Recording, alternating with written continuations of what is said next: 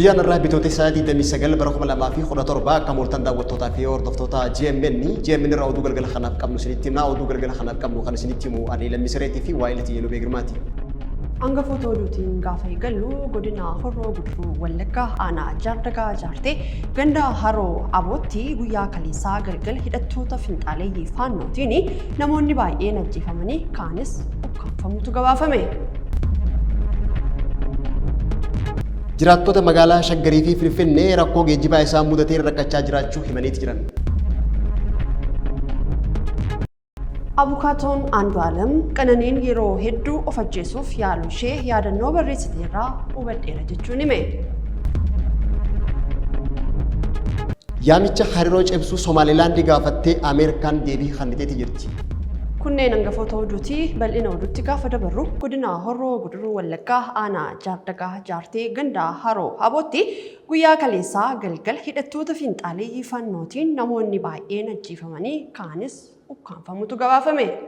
Namoonni humnoota finxaaleeyyii faannoo kanaan ajjeefaman muraasni isaanii kan ifaman yoo ta'u isaanis Dalasaa Namoomsaa, Guutamaa Namoomsaa, Tamasgeen Rattaa, Fiqaaduu Emmeruu, Addisuu Fiqaaduu, Hirkisaa Habtaamuutii fi Tasfaayee Amanuu akkasumas Kumarraa Amanuutii fi Dassaalee Booranaa yoo ajjeefaman namoonni maqaan isaanii adda hin baafamne gara namoota 18 ol kataan ajjeefamuunis gabaafamee jira.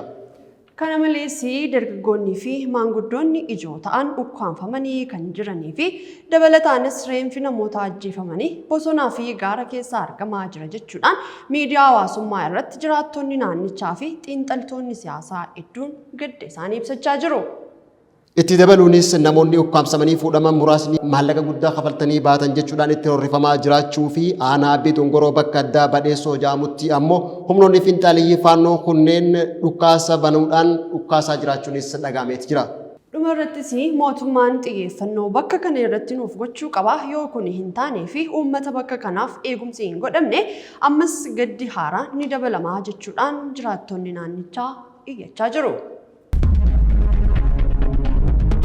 Bulchiinsa magaalaa Shaggaritti rakkoo geejjibaa jiraattota mudachaa jiru hammaachaa dhufuudhaan jiraattonni magaalaa Finfinnee fi Shaggar keessa imalarra rakkachaa jiraachuu himaniiti jiran.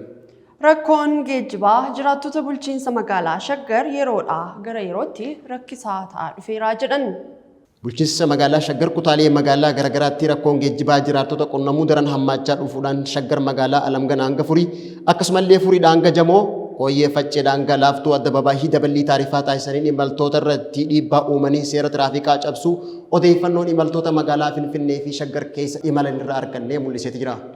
Kanumaan wal qabatee godina Baalee magaalaa Roobee keessatti rakkoon geejjibaa fi dabalii taarifaa taasifameen jiraattota magaalichaa dabalatee barattoota yuunivarsiitii Madda Walaaboo irratti danqaa imala hamaa uumaa jiraachuu namoonni barii barraaqaan imalaa turan himanii jiru. Ganama barii barraaqaa baajajiin yuunivarsiitii Madda Walaabuutii hanga buufata konkolaataa Harawaatti nama tokko qarshii 220 fe'aa jiraachuu namoonni odeeffannee GMN'tti himaniiti jiran. Abukaatoon Andu'aalam Qananiin yeroo hedduu of ajjeesuuf yaaluu ishee yaadannoo barreessiteerraa hubadheera jechuun falme. Du'a jaalallee isaa shamarree qannee addunyaatiin shakkamee to'annaa seeraa jalaa kan jiru artistii Andu'aalam Gosaa guyyaa irraa eebilaa 7 bara 2025 yeroo 8dhaaf mana murtiitti dhiyaateeti jira. Abukaatoon Andu'aalam Gosaa guyyaa irraa ganama abukaatoo isaa waliin mana murtii federaalaa dhaddacha ramaddii Araadaatti yeroo dhiyaatu poolisiin guyyaa qorannoo 12 dhaddacha kanaan dura manni murtii du'a kaadhimaa isaan kan shakkame artist Andu'aalam irratti guyyaa qorannoo dabalataa eeyyame kennameef keessatti ragaalee sassaabame murtiitti dhiyeessee jira. Olmaa daddachaa irraa ooleen poolisiin guyyoota qorannoo dabalataa kennameef keessatti dhimma kanarratti ragaa namoota 15 dabalataa yoo kennu waliigala ragaa namoota 23 kan walitti qabee beeksisu hoggaa ta'u mana jireenyaa Qananii addunyaatti qorannoo jibba lafarra afamuu irratti taasifame dabalate sanata adda addaa fudhachuun qorannoo forensikiitiif poolisiin federaalaatti ergamuu fi bu'aan qorannoo kana garuu hanga ammaatti akka hin dhaqqabnees ifoomsaniiti jiran.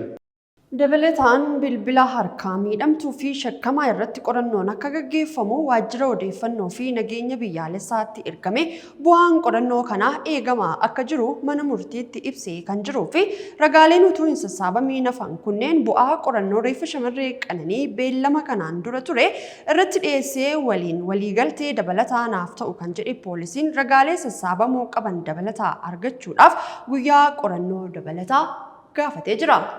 Gama biraatiin abukaattoon Andaalam Gosaa poolisiin ammas sababoota wal fakkaataa dhiyeessuudhaan guyyaa qorannoo dabalataa gaafachuu isaa fudhatama hin qabu jechuudhaan shakkamaadhaaf mirga wabii akka eegamuu qabus gaafateeti jira. Abukaatoon shakkamaa yaadannoo yookaan deerii shamarree Qananii Addunyaa harkaa qabaachuu heeruudhaan achirrattis Qananiin yeroo hedduu of ajjeesuuf qoricha humnaa ol fudhachaa akka turte hubachuu mana murtiitti ibsee kan jiruu fi kanaanis sababni du'a ishee kanumaan kan wal qabatu ta'uu ibsee jira. Manni murtii gama isaatiin falmii gama lamaanii erga dhageeffateen booda bu'aa qorannoo poolisiin dhiyeessee fi gaafilee gama lachuu dhiyaatan qoratee murtee laachuuf boruu eebilaa 8/2025 ganama sa'aatii 3tti beellama biraatis qabateeti jira.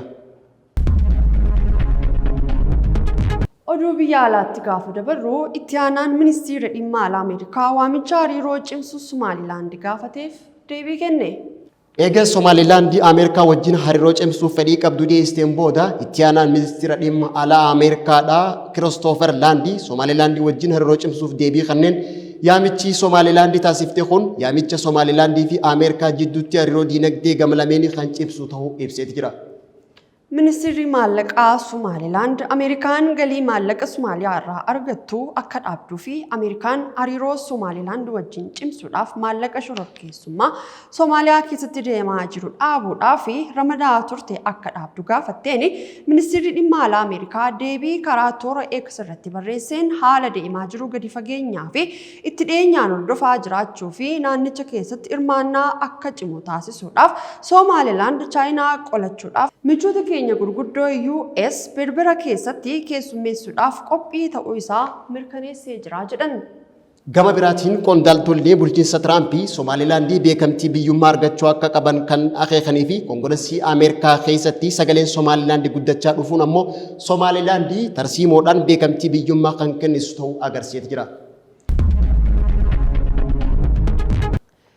Kan hordofaa turtan GMN irraa oduun galgala kanaaf qabanne dhiyaanne kana fakkaata yeroo gaariin waliin qabaattaniif ulfaadhaa jecha GMN irraa qophiilee afaan waliin turtii gaarii qabaadhaa nagaan bulaa.